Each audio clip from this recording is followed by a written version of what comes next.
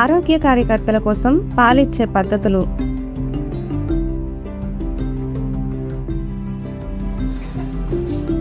తల్లి తన బిడ్డను పట్టుకునే విధానం బిడ్డ బాగా పాలు తాగడాన్ని తేలికగా లేదా కష్టంగా చేయవచ్చు. ఒకే సరైన పద్ధతి అంటూ ఉండదు.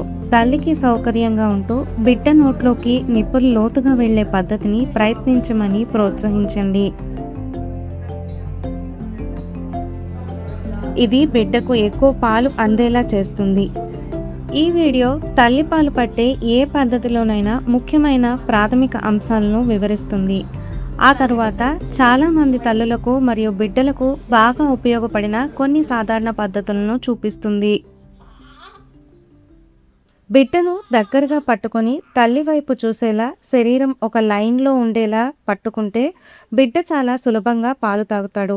తల్లి వెనక్కి ఆనుకొని ఉన్నప్పుడు గురుత్వాకర్షణ శక్తి బిడ్డను ఆమెకు దగ్గరగా ఉంచడంలో సహాయపడుతుంది. బిడ్డ గడ్డం తల్లి శరీరాన్ని తాకినప్పుడు అతను నోరు పెద్దగా తెరుస్తాడు. ఇది రొమ్ముని బాగా పట్టుకోవడానికి సహాయపడుతుంది.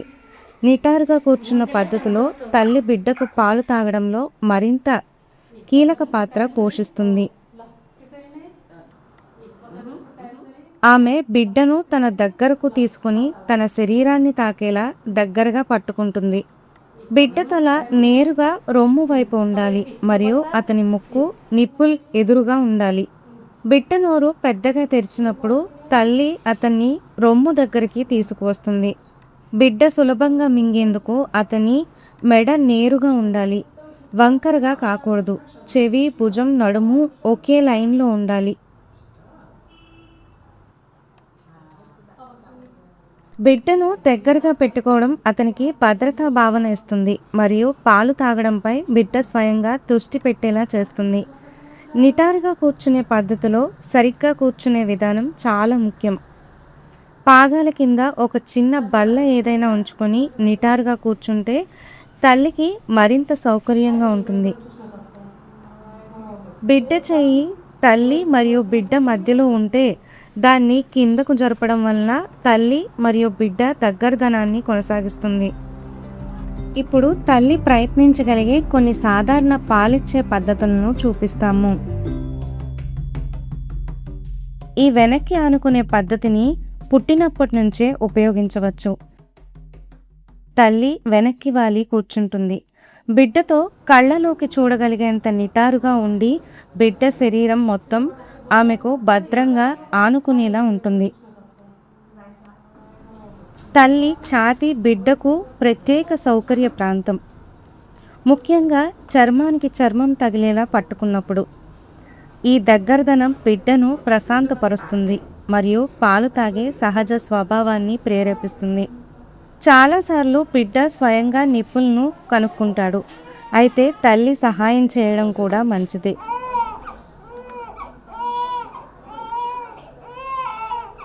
బిడ్డ స్థిరపడే వరకు ఓర్పుగా ఉండండి.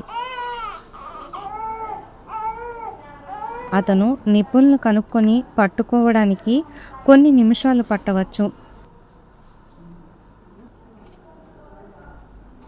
ఈ పద్ధతి చాలా తల్లులకు సౌకర్యంగా ఉంటుంది మరియు ముఖ్యంగా మొదటి రోజులు మరియు వారాలలో బిడ్డలు రొమ్మును బాగా పట్టుకోవడానికి సహాయపడుతుంది. సిజేరియన్ ప్రసవం తర్వాత బిడ్డను తల్లి ఛాతీపై పెట్టుకుని కుట్టు ఉన్న భాగానికి దూరంగా ఉంచవచ్చు.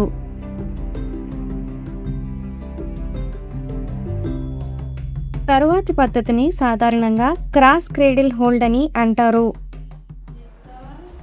ఈ పద్ధతి బిడ్డ శరీరానికి మద్దతు ఇస్తుంది మరియు మొదటిసారి తల్లిపాలు ఇవ్వడం నేర్చుకుంటున్న తల్లులకు అనుకూలంగా ఉంటుంది. తల్లి బిడ్డను తనకు దగ్గరగా పట్టుకొని అతని నడుము తన ఛాతీకి దగ్గరగా మోచేతితో తీసుకువస్తుంది. ఆమె బొటనవేలు మరియు వేళ్లను బిడ్డ మెడ చుట్టూ ఉంచి చేతిని తల కింద పెట్టి మద్దతు ఇస్తుంది.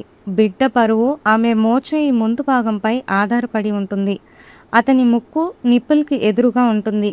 బిడ్డ రొమ్మును పట్టుకునే సమయంలో అతని తల సహజంగా వెనక్కి వాలడానికి స్వేచ్ఛగా ఉంటుంది. బిడ్డను గట్టిగా హత్తుకోవడం వలన రొమ్ముని బాగా పట్టుకోవడానికి సహాయపడుతుంది. ఇక్కడ తల్లి బిడ్డను తన చేత్తో దగ్గరగా పట్టుకొని చేతితో బిడ్డ మెడ మరియు తలకు మద్దతు ఇస్తుంది. బిడ్డ తల వెనక్కి వాలడానికి స్వేచ్ఛగా ఉండేలా వేళ్లను జరుపుతారు. చిన్న లేదా అనారోగ్యంతో ఉన్న బిడ్డలకు పాలు పట్టించేటప్పుడు ఈ పద్ధతి సహాయపడుతుంది. మూడవ పద్ధతిని సాధారణంగా క్రేడిల్ హోల్డ్ అని అంటారు. ఈ పద్ధతి చాలా మందికి పరిచయమైనదే కానీ బిడ్డ తలపై తల్లికి తక్కువ పట్టు ఉంటుంది. తల్లి బిడ్డను తన చేతిలో పట్టుకుంటుంది. అతని తల మోచేయి వంపుపై ఉంటుంది మరియు ఆమె చేతులు అతని నడుం భాగాన్ని పట్టుకుంటాయి. బిడ్డ రొమ్ము వైపు తిరిగి అతని ముక్కు నిపుల్ ఎదురుగా ఉండే వరకు తల్లి బిడ్డను దగ్గరగా తీసుకువస్తుంది. బిడ్డను గట్టిగా హత్తుకోవడం రొమ్ముని బాగా పట్టుకోవడానికి సహాయపడుతుంది. బిడ్డ శరీరాన్ని నేరుగా ఉంచి తల్లికి దగ్గరగా హత్తుకోవడం వల్ల పాలిచ్చే పద్ధతిని మెరుగుపరుస్తుంది.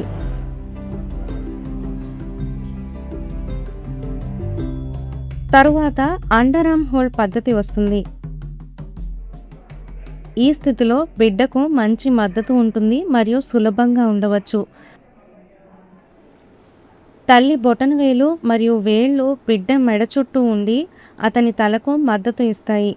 తల్లి బిడ్డను తన పక్కన చేతి కింద ఉంచి అతని నడుము తన శరీరానికి దగ్గరగా ఉంచుతుంది. ఆమె చేయి బిడ్డ బరువుకు మద్దతు ఇస్తుంది. బిడ్డ ముఖంగా రొమ్ము వైపు మరియు ముక్కు నిపుల్ ఎదురుగా ఉండేలా ఉంచుతుంది. తల్లి చేతి కదలికతో వేగంగా బిడ్డను రొమ్ముకి దగ్గరకు తీసుకువస్తుంది. ఈ పద్ధతిలో తల్లి బిడ్డ పట్టుకోవడం స్పష్టంగా చూడగలదు. తల్లి బిడ్డను తన పక్కన ఉంచుతుంది.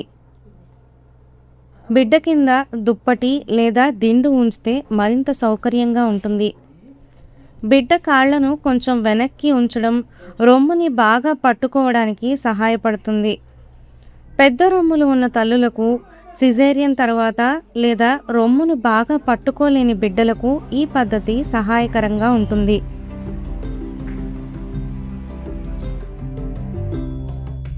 చివరిది పక్కగా పడుకునే పద్ధతి. పక్కగా పడుకోవడం తల్లికి విశ్రాంతి ఇస్తుంది. తల్లి బిడ్డను తన వైపు తిరిగి అతని ముక్కు నిపుల్ స్థాయిలో ఉండేలా ఉంచుతుంది. బిడ్డ వెన్నుపైన చేతిని ఉంచి అతన్ని దగ్గరగా తీసుకుంటుంది. బిడ్డ రొమ్ము వైపు చూస్తాడు. అతని తల వెనక్కి వాలడానికి స్వేచ్ఛగా ఉంటుంది. తల్లి అతని పైభాగాన్ని వీపుపై ఉన్న చేతితో దగ్గరకు లాగుతుంది.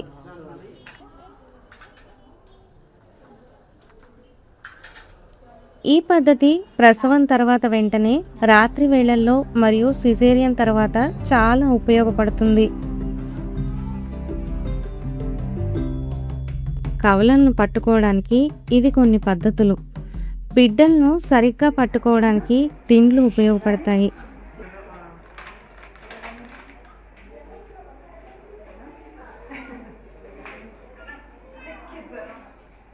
ఇక్కడ తల్లి బిడ్డలను ముందు వైపు పట్టుకుంటారు.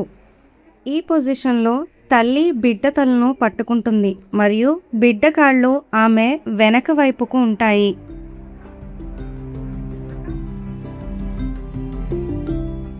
గుర్తుంచుకోండి, బిడ్డ శరీరాన్ని దగ్గరగా తల్లి వైపు చూస్తూ మెడ మరియు శరీరం ఒకే లైన్లో ఉండేలా పట్టుకోవాలి.